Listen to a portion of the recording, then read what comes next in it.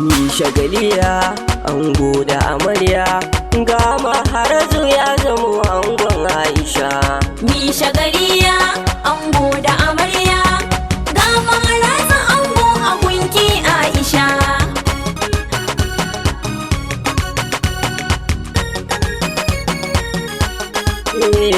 Da farko shahid tabara zanyo sakawa, sarkin da ke bani kullum bai gazawa, masanin numfashi na shine ke iyawa, tsare ango har amarya sirri rufewa. Ni shagaliya ango da amarya ga maharazu ango a gunki Aisha. Ta ciki fara ke Humaira amarya lalle, in ta badan sarauta ga angonki lalle. Humaira da tarbiya na sani ga ilimi, farin ciki kike yi don bikin kin sha lalle. Ni shagaliya ango da amarya ga maharazu ango a gunki Aisha. Maharazu ango gare ki Aisha zabinki, lalle ku kula da juna kar ku yi raki, ki ta biyayya maharazu gata a gunki, ki rike ki bashi soyayya Aisha. Ni shagaliya ango da amarya ga maharazu ango a gunki Aisha.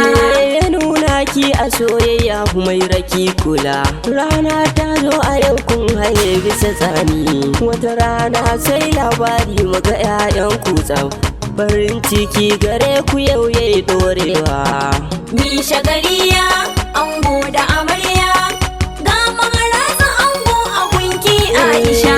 Maharazu ka zamo angogun amarya, jarumi na Humaira na san ka iya, mai share hawayenki Humaira ki jarmiya, domin ke ce ya zaɓa yau kowa ya sani. Ni shagaliya ango da amarya ga maharazu ango a gunki Aisha. Iyaye sun addu'a gun ango amarya, abokai har kawaye ga mu a tare, Allah ne ya yi nufi amarya share hawaye, Allah ya yi miki baiwa ta tagwaye. Ni shagaliya ango da amarya ga maharazu ango a gunki Aisha.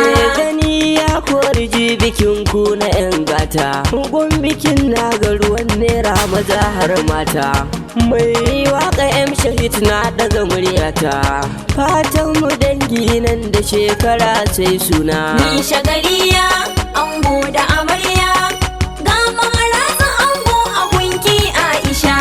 Ni shagaliya ango da amarya ga maharazu ya zamo angon Aisha. Ni shagaliya